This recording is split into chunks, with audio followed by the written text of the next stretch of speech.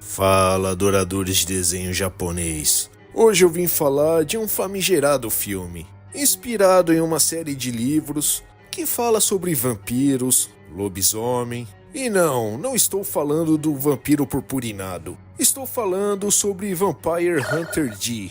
Pois é, há tempos eu tinha vontade de assistir, sempre fui fascinado por essa estética, sempre via imagens lindas, sempre naqueles vídeos compilados exaltando a estética de animes antigos. Sempre acabava aparecendo alguma imagem, principalmente de seu filme animado produzido em 2000. Até que um dia o Dedé me fez a review do jogo de PlayStation 1 inspirado na obra. Um jogo com elementos de Resident Evil, que mesclava ação e terror antes de existir Onimusha ou mesmo Devil May Cry. Então decidi tomar vergonha na cara e parar de adiar e assistir o primeiro filme animado de 1985 com a patroa. É importante dizer que essas animações são inspiradas em uma série de romances de autoria de Hideyuki Kikuchi e ilustrado por Yoshitaka Amano. Sim, o mesmo que é conhecido pelas belas ilustrações dos Final Fantasy das antigas. Sempre fui apaixonado por esse traço. Quando vejo uma ilustração dele, de imediato acaba me remetendo ao Final Fantasy VI, um jogo que me marcou muito. Aqui, por exemplo, dá pra ver que essa espada empunhada por terra, a protagonista de Final Fantasy VI, lembra bastante a espada de Dee de Vampire Hunter. É muito comum se pesquisar sobre Vampire Hunter e se deparar com as ilustrações de Amano. E como não se cativar por tal estética onírica, gótica, repleto de detalhes delicados, que casam perfeitamente com o tom sombrio e melancólico da obra. A primeira publicação de Vampire Hunter D foi em 1983, e assim se estendendo em diversos romances. Esse filme animado de 1985 se baseia no primeiro livro da série. Eu infelizmente não li nenhum deles, sequer existe uma tradução para português. Mas li por aí que esse longa animado muda muita coisa do livro original, como a aparência dos personagens e alguns elementos do enredo. Não posso opinar sobre, afinal já disse que não li os romances.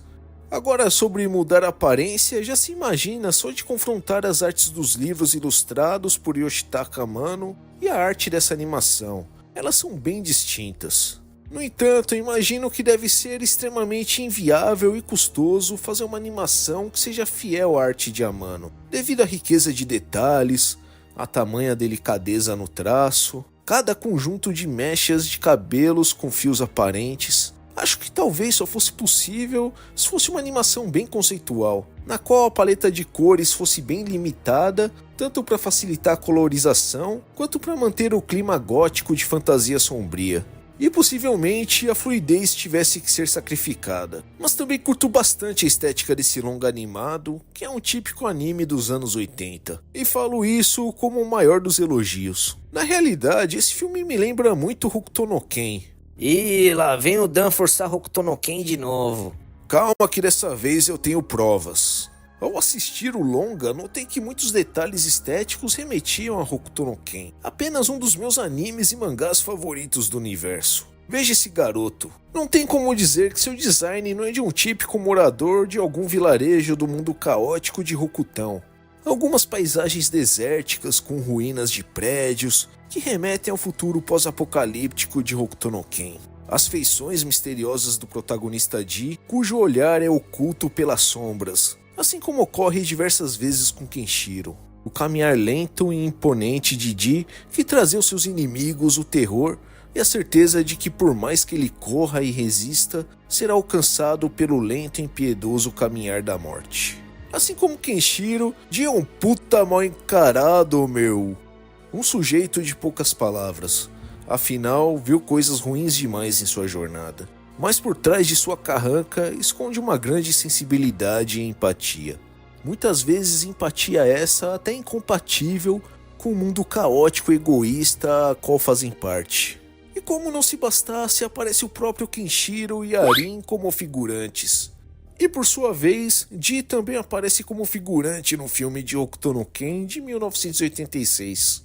Além do protagonista Dee ter sido dublado por Kaneto Shiozawa, que além de ter dublado personagens como Moody Ares, Devimon, também dublou o Rei de Hokuto no Ken. すげえ美人じゃねえか。ゾクゾクするぜ。ではそいつをいただくとするか。貴様らのようなウジ虫がすぐ飛びついてくる。それは俺のところへ食い物を運んで遅い。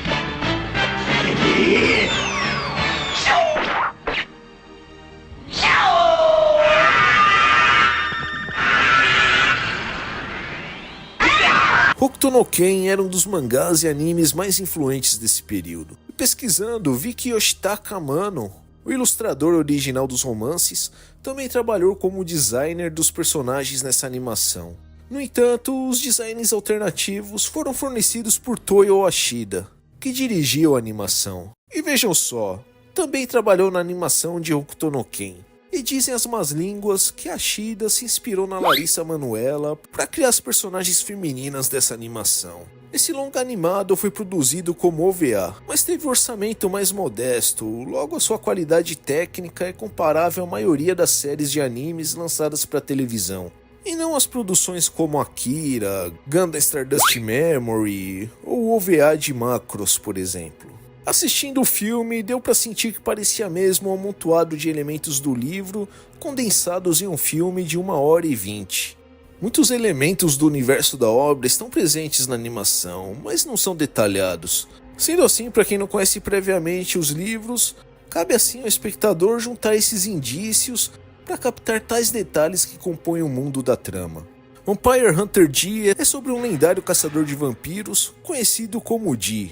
Ele é um Dampiro, metade vampiro e metade humano, e em uma de suas mãos possui um parasita que assume a forma de um bizarro rosto humano, que vive fazendo comentários sarcásticos e desagradáveis. Em diversos momentos, Dee manda ele se calar ou diz coisas do tipo: às vezes me pergunto se preciso mesmo de duas mãos. Quero ver essa mão não ficar quieta se ameaçar bater uma bronha. Se bem que ocorre o risco de levar uma mordida no Malaquias. Mas de qualquer forma, esse parasita confere poderes bem úteis a Dee em diversas situações. A história se passa no futuro, no ano 12.090. Ou seja, no período que se passa a obra, a nossa civilização atual é quase tão antiga quanto o Egito Antigo é para nós. A trama ocorre em um futuro pós-guerra nuclear, um mundo onde a humanidade teme vampiros e mutantes. Um verdadeiro universo de fantasia sombria que une o gótico com uma distopia futurista. Vale lembrar que Vampire Hunter D foi criado ainda no início dos anos 80, quando o mundo ainda temia o apocalipse causado por uma guerra nuclear durante o conflito entre Estados Unidos e União Soviética durante a Guerra Fria. O filme começa com Doris Lang, que fazia sua ronda no campo e acaba sendo atacada por um vampiro nobre, que depois descobrimos se tratar de ninguém mais e ninguém menos que o Cid Moreira. Autorizada a saída de mais 11.000 refugiados que estão na Tchecoslováquia. Um vampiro nobre de 10.000 anos de idade, entediado com sua vida pacata em seu castelo. E o que resolve fazer? Saciar seus desejos libidinosos com uma novinha, né? Então Doris Lang, desolada por ter sido contaminada pela mordida do vampiro, tenta desesperadamente conseguir o auxílio de um bom caçador de vampiro. Então em seu caminho cruza com Dee. E agora ele tem que exterminar o Cid Moreira antes que seja tarde demais. E no caminho se depara com horrendas criaturas comandadas pelo nobre vampiro. Aí que entra minha comparação com Castlevania. Um universo onde existem caçadores de vampiros, que os caçam em seus próprios castelos, repletos de criaturas medonhas das trevas por todos os cantos. Castelos esses que desaparecem após seu dono ser derrotado. Vendo Dee invadir o castelo do vampiro nobre, repleto de monstruosidades bizarras, além da própria Doris, que conta ser filha de um falecido caçador de lobisomens e usa um chicote como arma, tal como um Belmont. Tudo isso fez eu sentir que Vampire Hunter D poderia ser facilmente uma adaptação em anime de algum jogo da série Castlevania. Lembrando que o primeiro romance foi escrito em 1983. Esse filme animado saiu em 1985. E o primeiro jogo de Castlevania saiu em 86. Logo, não seria nenhum absurdo imaginar que o jogo tenha se inspirado nesse universo. Mas também li que Koji Igarashi afirmou que o design de Alucard foi inspirado em Dee. E a artista Yami Kojima, que se tornou uma das principais designers dos jogos de Castlevania após o Symphony of the Night, também teria se inspirado nas ilustrações de Yoshitaka Amano. Me apaixonei de imediato assim que vi as ilustrações de Symphony of the Night em uma revista de games que eu tive no fim dos anos 90. E não é à toa que posteriormente eu ver as artes de Amano dos Final Fantasy das antigas sempre acabava me remetendo à estética de Castlevania.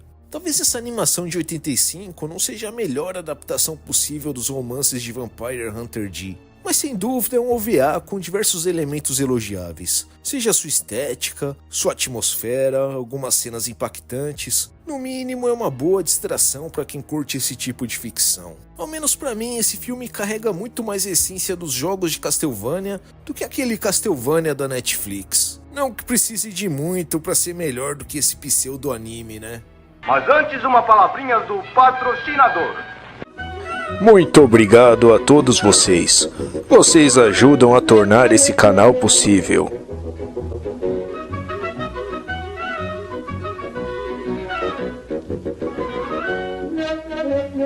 Agora eu preciso assistir o filme de 2000, né? Quando fizer, certamente farei um vídeo a respeito.